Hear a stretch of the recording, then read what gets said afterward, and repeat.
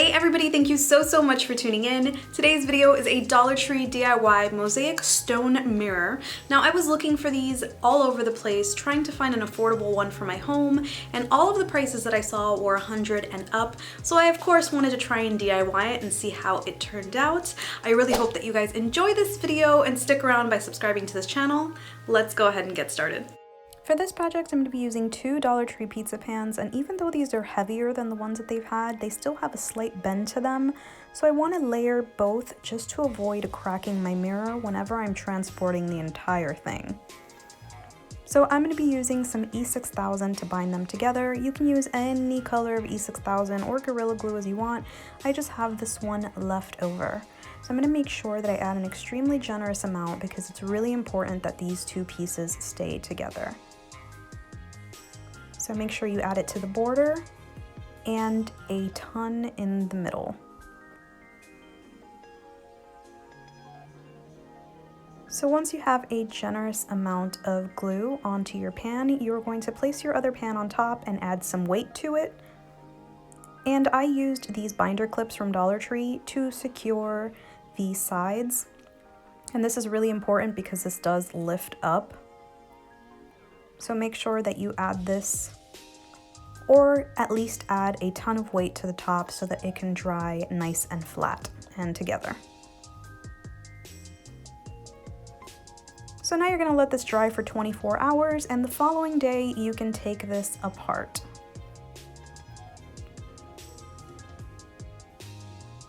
So once you remove everything, it's time to drill some holes in the back. And I'm just going to use a leveler. You can use a ruler just to make my two markings. And I'm going to make two small holes right next to each other on one side and two small holes on the other. And this is to be able to put wire on the inside. So now that I've made my markings, it's time to make the holes. And I'm using a drill with a really small drill bit, but you can use a nail and a hammer if you don't have one on hand. I'm just using this because it's easier for me. So I'm just going to go ahead and drill where my markings are. And make sure to do the same thing to the other side.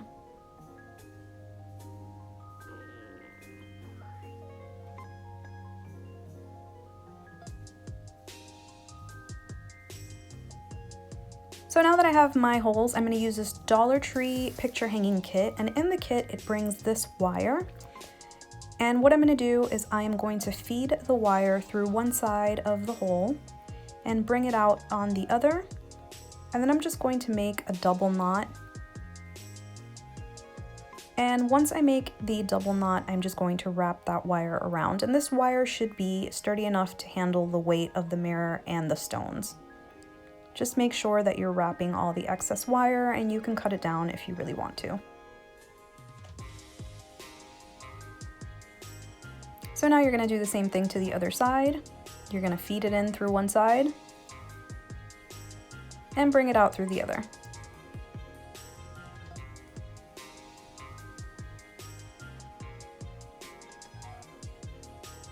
So I did cut mine down. As you can see, it's much shorter. And for that, I just used regular wire cutters. And you do want to leave a little bit of slack on this so that you're able to hang it. So I'm doing the same thing here, creating a double knot, making sure that it's nice and tight, and then wrapping around. If you're not sure about this wire holding the weight, you can do this double. So now I'm going to be using this Dollar Tree mirror. If you can't find this mirror, you can also use these small mirrors from Dollar Tree, or this one which is found in the hair section. So now I'm just going to take this apart, and you have to be very careful. This one's already been taken apart, but the mirror is usually glued down and it can break since it's a little on the flimsy side. So now I'm going to take my painter's tape, and I did purchase this at Dollar Tree, and I am going to cover the entire mirror.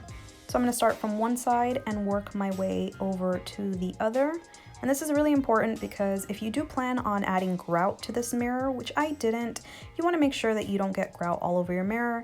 But since we are going to be using glue, you also want to make sure that you don't get glue because it's really hard to get off of the mirror.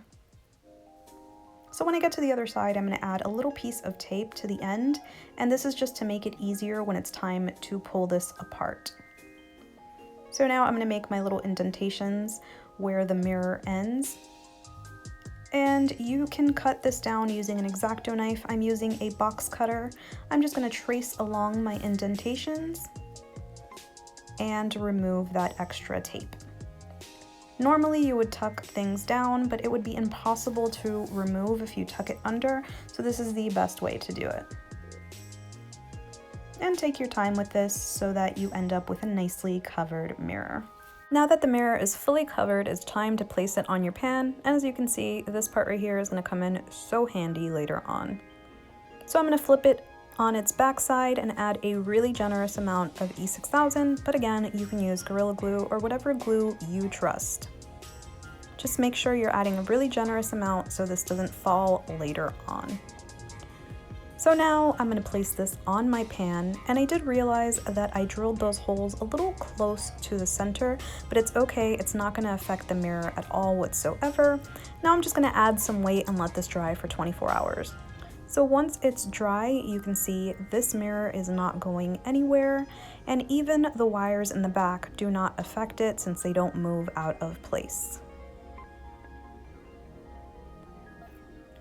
So now for the mosaic part, I'm going to be using 1 pack of these Dollar Tree stones, and I was actually surprised that it was only 1 pack.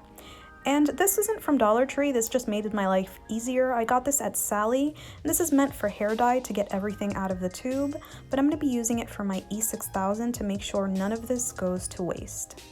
So I'm going to add a generous amount to small areas and make sure that I put the E6000 tube on the pan because it's going to naturally start to drip out, which is how you end up wasting so much E6000.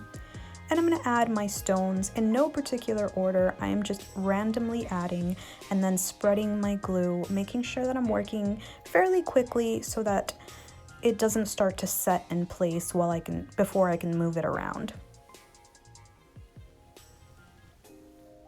And as you can see, I'm not really taking my time to find certain stones. I am just placing them wherever I can and then spreading my glue out.